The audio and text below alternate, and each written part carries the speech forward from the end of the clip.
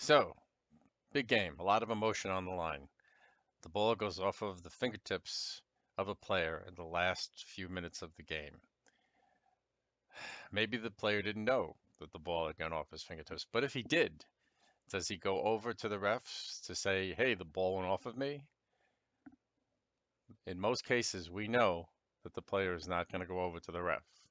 Instead, the refs are going to take moments from the game, moments from our lives, to review what the player might have been able to tell them if he was aware, absolutely certain, that the ball had gone off of him. And so, what would the ref look like if the player did approach him and say, "Hey, the ball did go off of me"? How would that referee react? That's right, he'd be pretty dumbfounded at something like that, at a truth and honesty, which is what we should be teaching our children from the get-go in our grammar schools and our high schools. We should be teaching them that fair play, honesty, and truth within the play comes before any win or any victory. That winning is nothing, absolutely nothing, compared to honesty and truth and fair play. This is what we should be teaching along with the Of the X's and half, O's. the officials can consult when there are two or more guys involved in an out-of-bounds play. They can consult that monitor. Next question would be, was there a shot clock violation as the ball was bouncing out of bounds? Because time was ticking down here.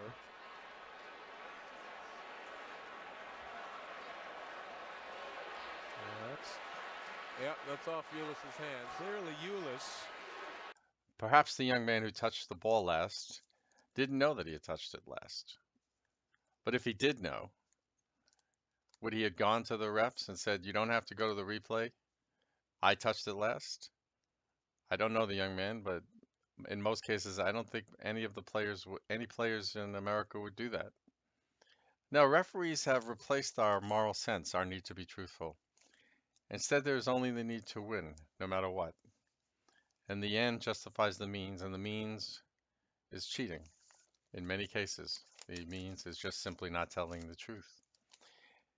And so, what does this say to our children as they watch sports on television? As they watch the replay of a tag out in baseball be reversed by replay, showing clearly that the player was well aware of the truth and did not say anything to the umpire. What it says to our children as we watch the action of sports is that cheating is okay, dishonesty is okay. You play to win, and winning is the only thing. And so, for our children, what they absorb when they watch sports, I don't think is a very healthy thing, either for them or for our society. Across the ring, Tarczewski with a foul. Another charge taken by a Wisconsin player. Hayes before, Kaminsky there. Tarczewski picks up his first. Guys, I don't like it. It was so much on the line here and a chance to move on to the Final Four. You got to let these young men play. This is a flop, and this is coming from the flop master here and myself. And so you say you know one when you see one? I know one when I see one. Finally, he admits. The grimace of pain is there to elicit the right call from the referee, of course. Now, whether that this player or the basketball player were actually in pain or not, that I can't tell you.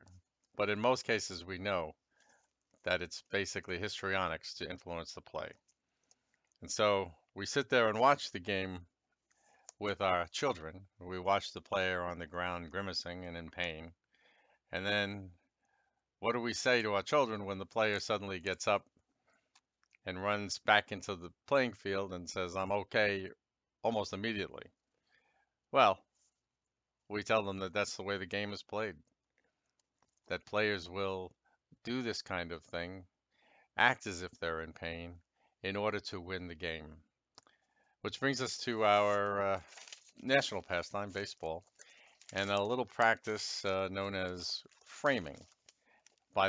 This practice is done by the catcher as he receives the ball from the pitcher. It basically is there to deceive the umpire into thinking that the ball is a strike rather than a ball by a simple, slight, and subtle movement of the glove inwardly towards the plate, as you will see. Here we'll see the catcher move the glove back over the plate after the ball is caught outside of the plate. Now this could be a natural reaction that this catcher has all the time, and not an attempt on his part to cheat. But essentially, this is what framing is. This is how framing is done. So it's 3-2. Let's see the twitch, Gary Cedarstrom. Now that's inside a little bit.